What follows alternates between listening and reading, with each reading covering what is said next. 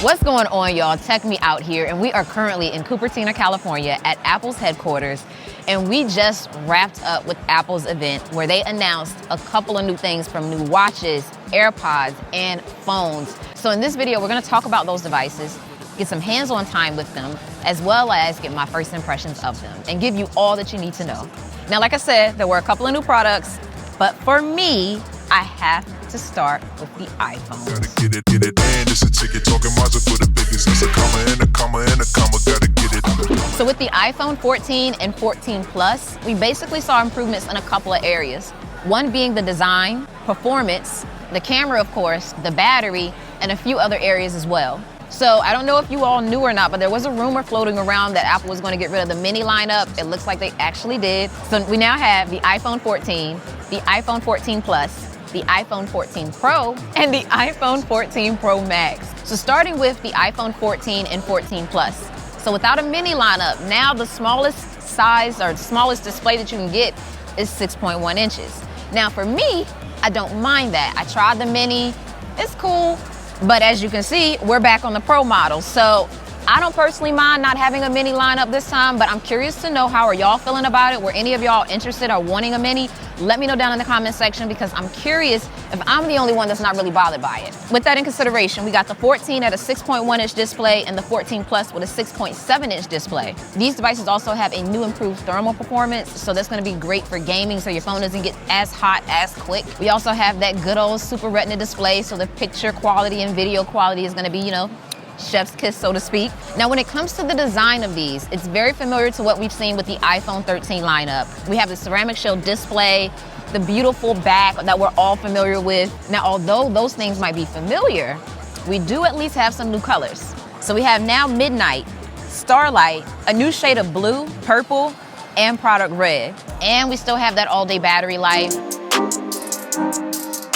Now, when it comes to the performance, we now have an A15 Bionic chip. So this is the fastest and the latest on the market that Apple has released. So you're gonna get optimal performance for running things like iOS 16, for example, which is looking really good. And if you have not seen my video regarding that, I did drop, I wanna say, a tips and tricks or a recap video on it. Either way, I'm gonna link it up in here in the video and down below in the description box. I'm just as excited about iOS 16 as I am the phones, honestly. Now, when it comes to the camera, we have a 12 megapixel camera along the back. It has a larger sensor and an f1.5 aperture, which for you means you're now gonna be able to grab better photos in general with more detail, more clarity, more color. It's also better at grabbing action shots. So if you're shooting sports or kids, it reduces that blurred movement in the photo that you typically see when capturing these. And with that aperture, you're also gonna have better low light performance. Now, the back cameras aren't the only ones to enjoy here, as the front camera has also been updated. We have a 12 megapixel true depth camera there with a faster aperture. So you're gonna have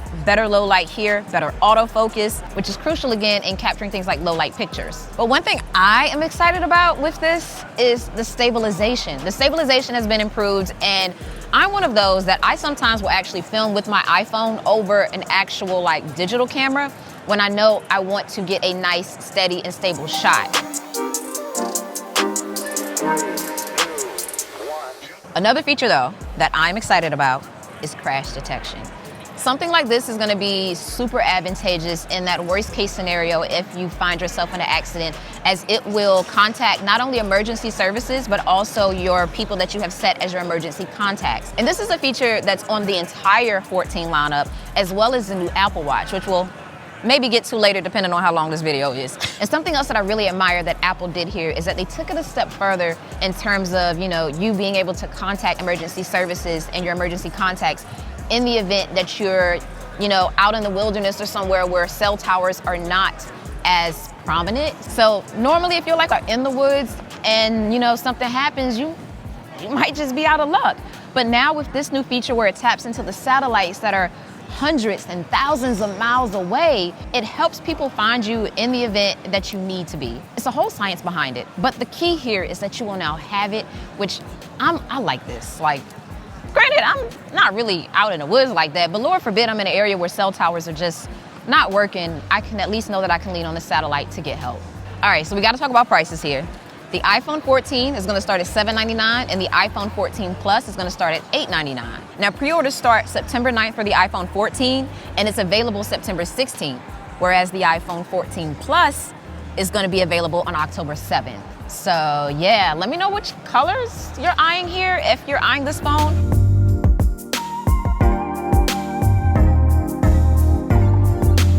All right, so now we got to talk about my two favorites, the iPhone 14 Pro and the iPhone 14 Pro Max. Y'all gotta excuse me. The names for some reason are tripping me up right now because Apple brought back the Plus name.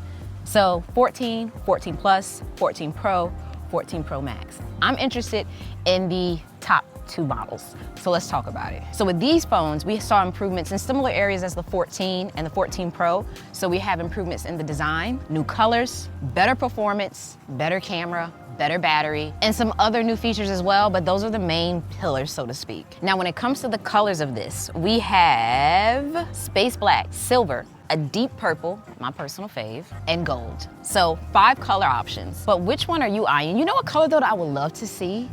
And maybe I'm reaching, but like a lime green, like a tennis ball green, or like a neon orange? Like I said, maybe I'm reaching, but that would be different, so, you know.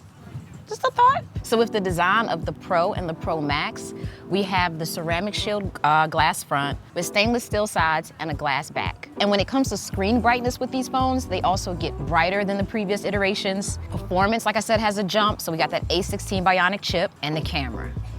Y'all, this camera is insane. And I saw little samples of it in person, you know, with some hands-on time. But ultimately on this one, we have a 48 megapixel camera. So that's 65% larger than the iPhone 13 Pro, and it has a 24mm focal length. And with improvements in the aperture, you're gonna find improvements also with low light performance. And just like the other 14 models, this one also has the action mode and better stabilization. When it comes to the cinematic mode, you now have the option for 30 frames per second or 24 frames per second with controls right on the screen, just as it is in the standard video function. So pricing. The Pro starts at $999 and the Pro Max at $1099, with storage options up to 1 terabyte. Pre-orders, however, start on September 9th and available on September 16th. So next to me here, we have the new iPhone 14 lineup, the 14, 14 Plus, 14 Pro, and 14 Pro Max. These colors right here are the new colors that they offered for the lineup. My favorite right now is the purple. I'm also enjoying this black because it has this nice accent around it. But I think my favorite feature is Dynamic Island. So with that, we can do things on this, like head to something like the Maps app, and we can start getting directions, minimize this, and that little, what we called the peel before, so to speak, then becomes interactive so that I can interact with my navigation there or go somewhere else like my music app, play a song, minimize it, and now I can control both things up here at the top. So I can either tap on this and jump straight to the app. I can long press on this and get my next step in my navigation. Or I can long press on my music and control my music through here by skipping tracks and seeing the waveform for my audio.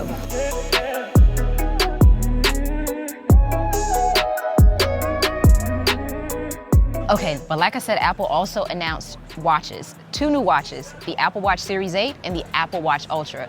But I'm not gonna dive deep into those right now. I will throw on screen the features of these. But some of my favorite features that were announced is the safety feature that I mentioned earlier for crash detection, as well as emergency services being contacted via satellite. We have new watch faces, new bands.